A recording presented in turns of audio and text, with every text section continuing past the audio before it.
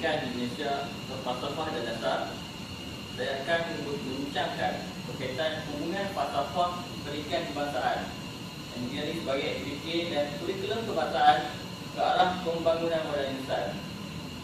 Nama saya Muhammad Faiz bin Nasaruddin dan saya akan membincangkan tajuk tersebut. Sebelum itu kita akan mengenali berkaitan dengan falsafah pendidikan kebangsaan. Dari segi falsafah pendidikan kebangsaan terdapat pernyataan falsafah dan unsur-unsur falsafah yang di dalamnya.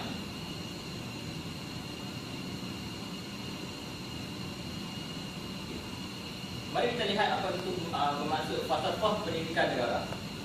Pendidikan di Malaysia adalah satu usaha berterusan dalam mengembangkan lagi potensi individu secara menyeluruh dan bersepadu untuk mewujudkan insan yang seimbang dan harmonis dari segi intelek, rohani, emosi dan jasmani berdasarkan kepercayaan kepada Tuhan.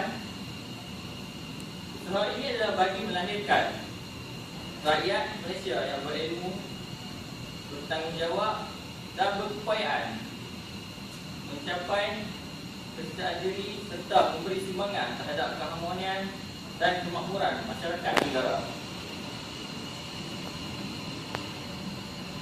Okey. Apa yang kita lihat di sini adalah falsafah pendidikan negara. Dia adalah usaha mengembangkan potensi individu secara menyeluruh dan bersepadu dan mewujudkan insan yang seimbang. Insan yang seimbang itu lahir dalam melahirkan modal insan yang berkualiti.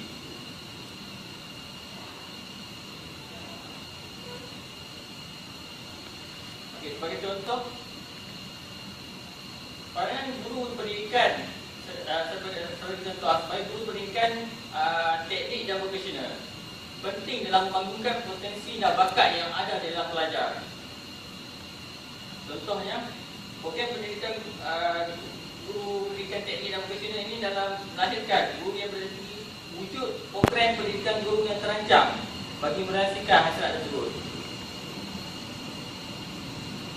Program pendidikan guru perlu berpaksi pada pendekatan yang bersifat sistematik, holistik dan mencapai objektif pendidikan.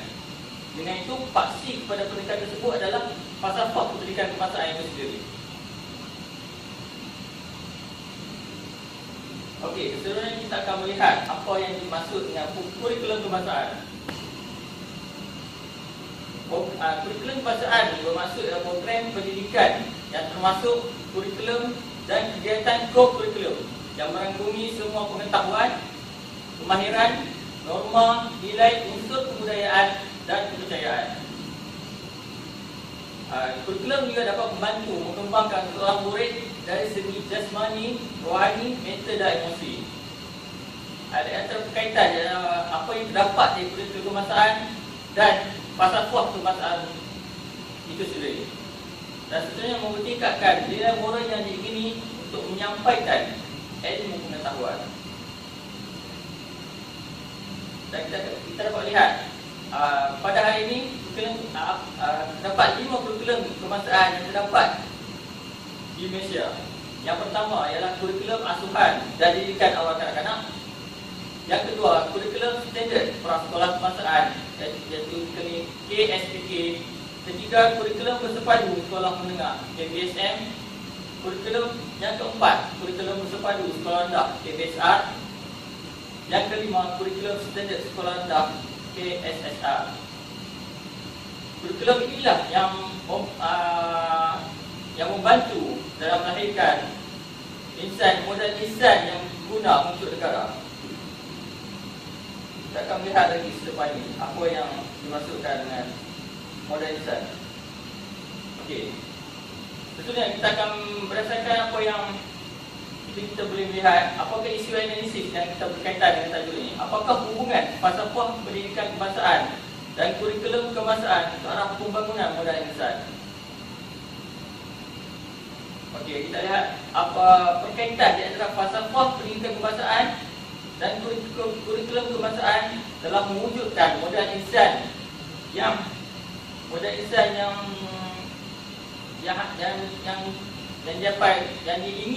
diingini oleh negara. Sebagai contoh, saya mengutip kata daripada Tun Abdullah bin Ahmad Badawi. Berkata, modal insan yang berpatuhi adalah satu kemestian, bukan lagi satu kemewahan. Kerajaan dan rakyat harus bersama-sama mempunyai tanggungjawab dan yang perlu dilaksanakan dengan penuh komitmen. Pendidikan dan latihan kemahiran berkualiti yang berterusan juga akan memastikan modal insan negara kekal relevan dengan kehendak industri dan pasaran semasa serta mampu berdepan dengan cabaran dan suasana persaingan antarabangsa yang meningkat. Idea modal insan ini telah dibangunkan, telah mula digunakan secara meluas apabila mantan Perdana Menteri Tun Abdullah Ahmad Badawi membentangkan di rancangan Malaysia ke-9 RMK 9 yang memberi penekanan kepada penguasaan ilmu. Oleh itu, perkaitan antara falsafah pendidikan kebangsaan dan kurikulum kebangsaan yang ada pada hari ini harus ada dalam membangunkan modal insan untuk negara. Kita akan tanya, adakah kurikulum kebangsaan yang sedia ada menyokong pada pembangunan modal insan? Adakah kurikulum kebangsaan yang ada ini dapat menyokong apa yang hasrat oleh kerajaan untuk membangunkan modal insan? Okey, paparan isu. Kita melihat daripada paparan isu untuk tajuk ni ialah kerajaan. Kerajaan di mana yang hasratnya ini membangunkan modal insan. Oleh itu kita lihat pada bajet 2010, RM 30 bilion diperuntuk kepada pendidikan rendah dan menengah. Maknanya pihak kerajaan begitu prihatin pada sistem pendidikan dalam memajukan sistem pendidikan negara. Seterusnya, bajet pada 2012 menunjukkan RM 4.6 bilion ataupun 21% daripada keseluruhan bajet 2014 khas untuk dunia pendidikan. Angka inisiatif kerajaan dalam melakukan penambahbaikan sistem pendidikan. Maknanya apa yang dihasratkan oleh kerajaan, dunia pendidikan ini dibangunkan dan dimajukan. Oleh itu, pembangunan modal insan akan selari dengan pembangunannya. Perlunya kajian komprehensif kepada sistem pendidikan dalam melakukan penambahbaikan sistem pendidikan. Maknanya pihak kerajaan telah melakukan kajian-kajian dan serta melakukan kajian komprehensif kepada sistem pendidikan yang sedang dalam melakukan penambahbaikan ini. Okey, kita dapat lihat daripada contoh paparan-paparan isu. BCMA itu ada transformasi pendidikan. Transformasi pendidikan memperkasa modal insan.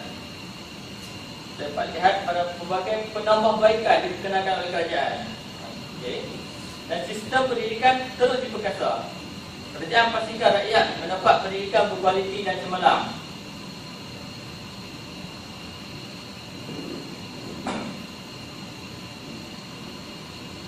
Okey, sebelumnya kita melihat daripada strategi pelaksanaan yang boleh jadi pelaksanaan dalam memajukan sistem pendidikan dalam melahirkan modal insan yang berkualiti. Kita lihat pada ini pilihan pendidikan. Pilihan pendidikan bermaksud di sini ialah ibu bapa dan pelajar mempunyai pilihan pendidikan yang ada pada hari ini. Contohnya seperti peringkat menengah, sekolah menengah kebangsaan. Kita ada sekolah menengah kebangsaan harian, sekolah berasrama penuh SBP, sekolah menengah teknik, sekolah menengah agama dan sekolah sukan. Okay, selain itu kita juga ada sekolah menengah agama negeri dan sekolah menengah agama rakyat yang didaftar di bawah sekolah bantuan kerajaan. Banyak pilihan sekolah-sekolah ini dapat dipilih oleh ibu bapa dan guru, oleh ibu bapa dan pelajar dalam memilih pilihan pendidikan. Dan itu seterusnya ialah 24 sekolah rendah dan menengah dari seluruh negara menerima pengiktirafan sekolah berkualitas tinggi, menjadikan sekolah SPP pada itu mencecah 115 sekolah. Dan itu ialah 200 sekolah menengah dan 200 29 sekolah rendah diiktiraf sebagai sekolah kasta. Keseimbangan menjadikan jumlah SKK kini 263 buah sekolah sejak 2006. Jadi ini diperlihat bahawa hasrat kerajaan dalam melahirkan sekolah-sekolah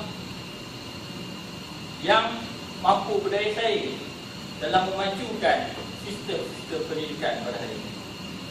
Dulunya kita lihat 50 sekolah menengah vokasional di negara taraf menjadi kolej vokasional. Hasrat ini dalam melahirkan individu dalam bidang pendidikan teknik dan vokasional.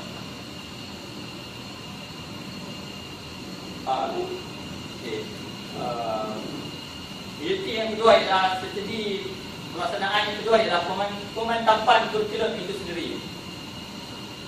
Dalam kita nak melahirkan modal lisan yang berkualiti, kita harus memantapkan kurikulum itu sendiri.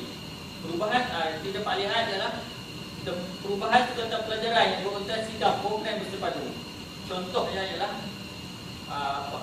asal daripada Kementerian Pendidikan sendiri, mata pelajaran pendidikan dimantapkan melalui pengenalan program JKAF secara berperingkat di sekolah rendah, iaitu mata pelajaran civic dan kewarganegaraan juga telah diperkenalkan pada tahun 2005 pada pelajar tahun 4 dan tingkatan 1 bagi meningkatkan kesedaran pelajar terhadap peranan, hak dan tanggungjawab sebagai warga negara. Pihak kerajaan juga ingin melatih pelajar dalam bidang vokasional dan teknologi serta memenuhi permintaan pelajar yang cenderung dalam bidang vokasional.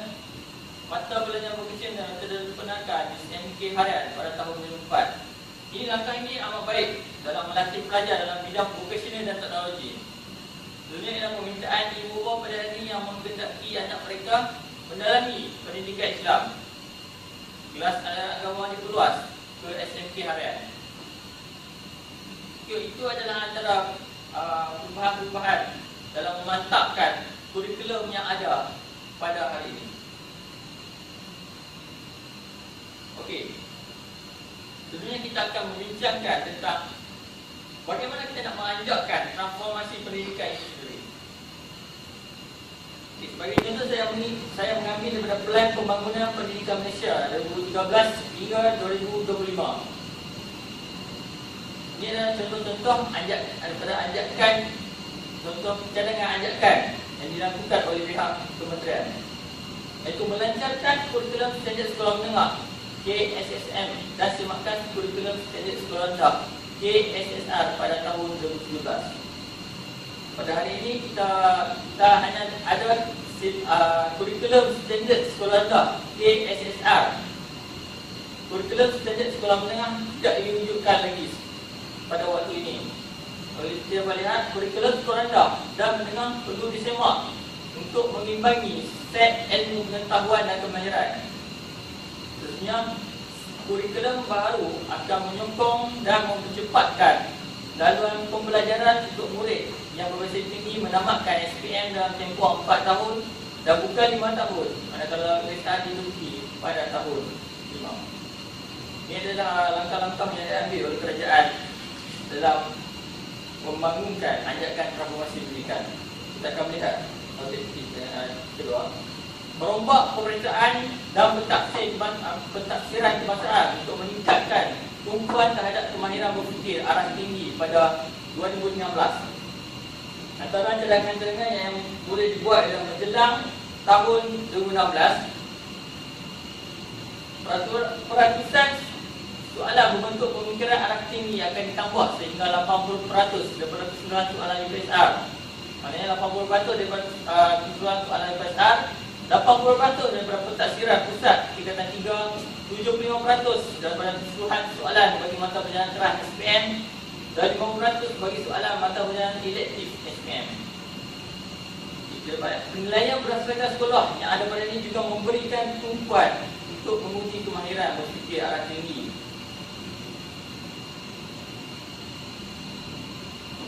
Cadangan anjakan yang ketiga ialah melanjutkan pendidikan wajib daripada 6 tahun kepada 11 tahun bermula pada umur 6 tahun, disokong dengan program pengekalan yang disasarkan dan latihan vokasional sebagai persediaan untuk pekerjaan.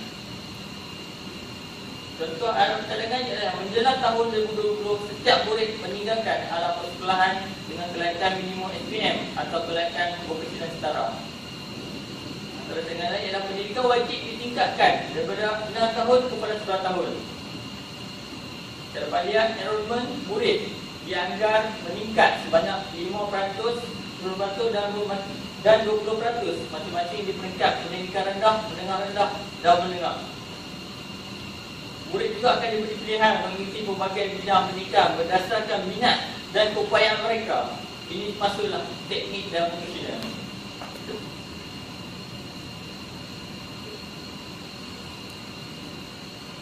Okey, kesimpulannya, apakah hubungan kita melihat apakah hubungan falsafah pendidikan kebahasaan dan kurikulum ke arah pembangunan pada insan? Apakah hubungan ini penting dalam melahirkan hubungan yang diantara berkaitan di dalam falsafah pendidikan kebahasaan dan kurikulum kebahasaan penting dalam melahirkan budak-budak insan yang untuk menjadi berguna kepada negara.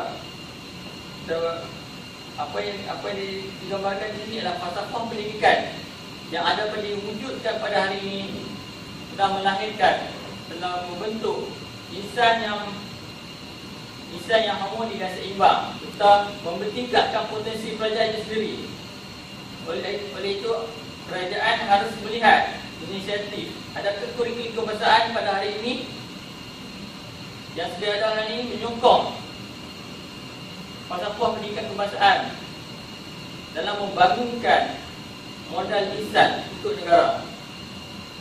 Sekian, ini saja yang daripada saya. Sekian, terima kasih.